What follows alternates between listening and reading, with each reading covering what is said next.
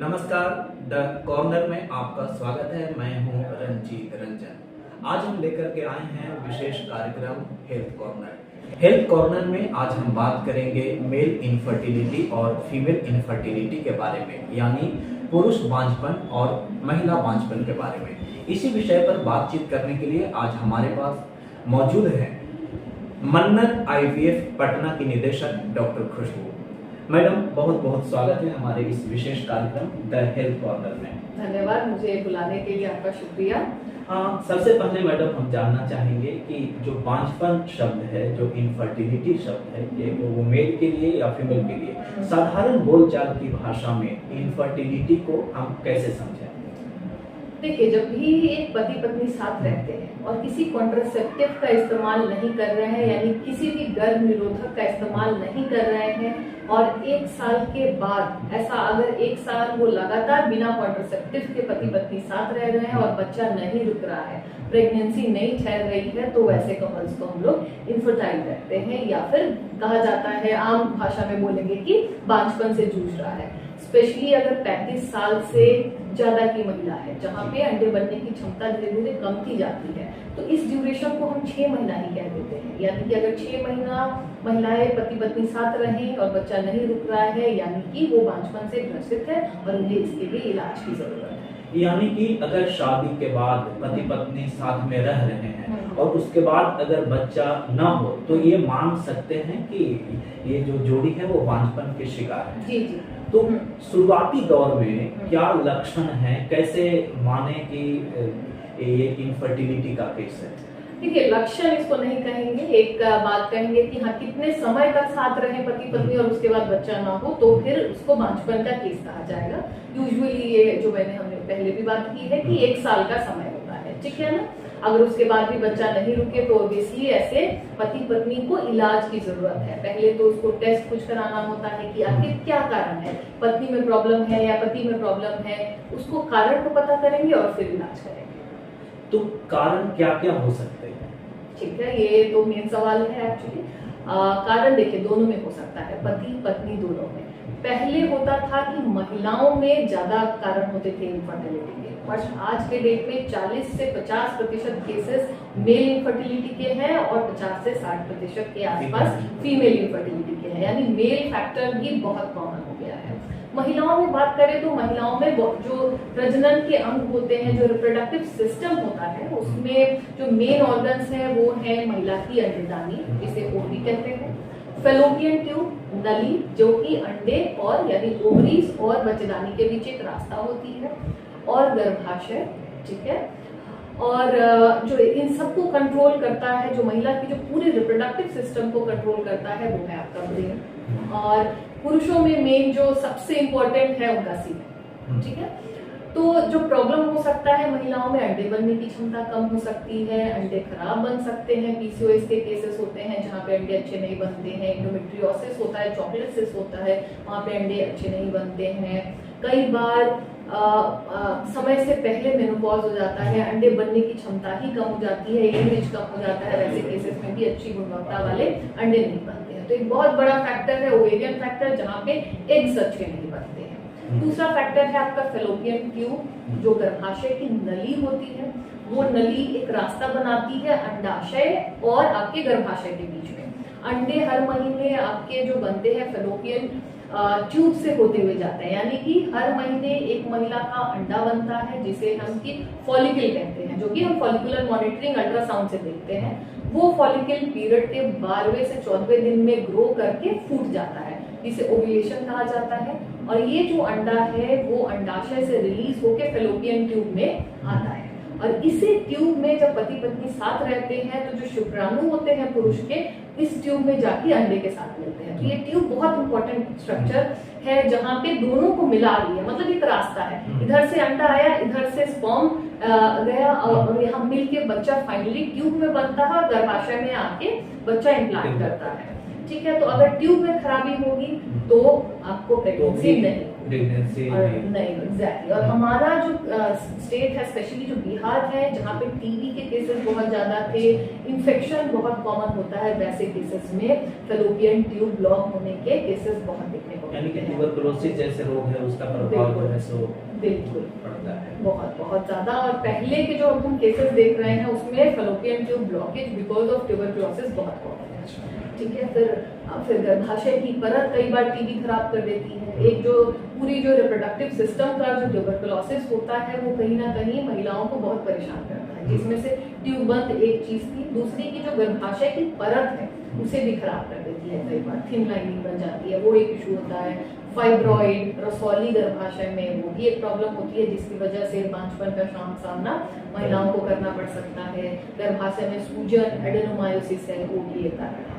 तो ये तो कारण हो गए महिलाओं में, प्लस हार्मोनल इम्बैलेंस भी एक कारण है। पुरुषों में शुक्राणु की कमी, जिसमें नंबर कम हो सकता है, या तो फिर उसकी चाल, मोटिलिटी जिसे हम कहते हैं, खराब हो सकती है। एग्जैक्टली। और मॉर्फोलॉजी, ये जो ट्यूबरकुलोसिस की चर्चा की, तो इसका प्रभाव पुरुषों में भी कम होता है डेफिनेटली होता है, बट उतना नहीं होता है जितना फीमेल्स में होता है। लेकिन आजकल मेल इनफर्टिलिटी के केसेस, जो हमारा खराब खान पान है, जो हमारा खराब लाइफस्टाइल है, उसकी वजह से मेल इनफर्टिलिटी बहुत ज्यादा है। आपने कहा कि जो इनफर्टिलिटी का रेशियो है 40% से 50% पुरुषों में भी है। हालांकि हमारा जो समाज है वो इस चीज को एक्सेप्ट बहुत आसानी से नहीं करता है, हालांकि आजकल करने लगा है। जहां साइंस उन्नति करेगी, जहां पढ़ाई लिखाई लोगों में जागरूकता बढ़ेगी, थोड़ा सा हमें जरूरत है कि हमारा जो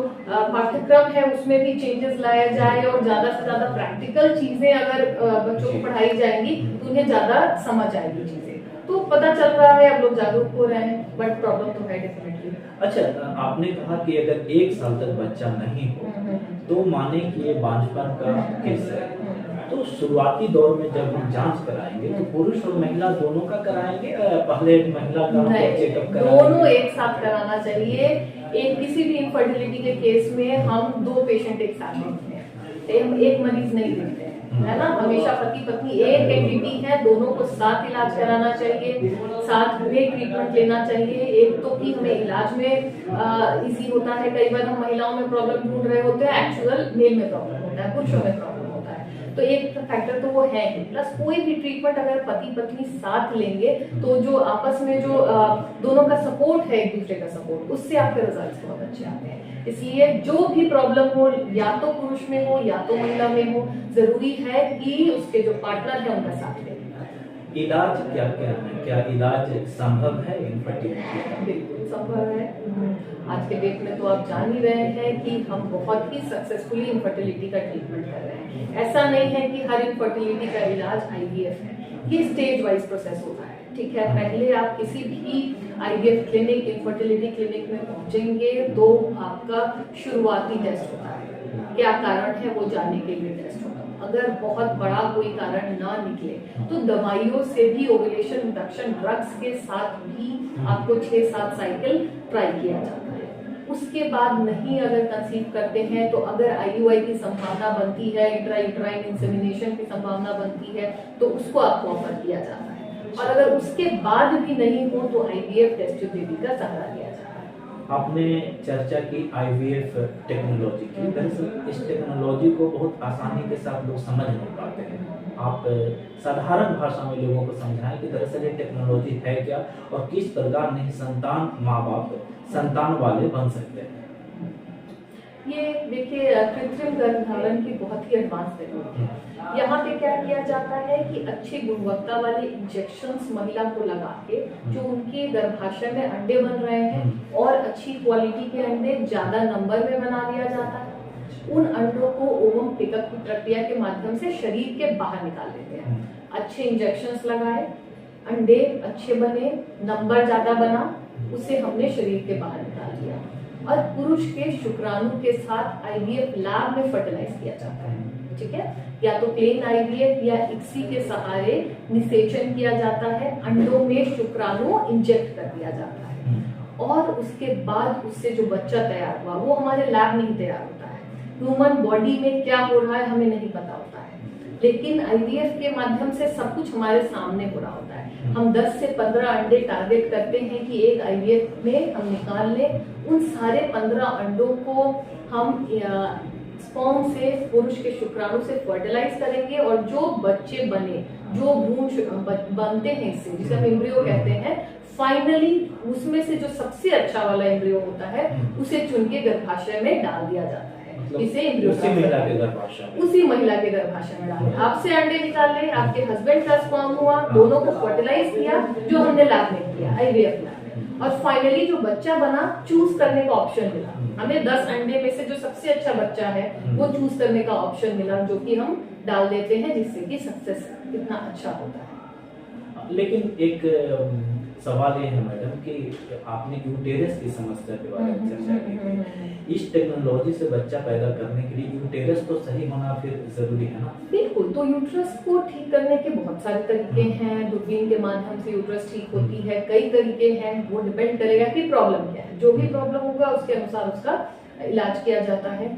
कई बार एक्सट्रीम्स ऑफ कंडीशंस में अगर यूट्रस बहुत ज्यादा खराब है कि जिसमें आईवीएफ संभव नहीं है या बच्चा रुकना संभव नहीं है, वैसे केसेस में हम सरोगेसी का सहारा लेते हैं। अच्छा, ये तो जब मालूम हो जाए कि हमें बांझपन की समस्या है तब का इलाज हुआ, क्या कुछ ऐसे उपाय हैं कि ये समस्या ही ना हो?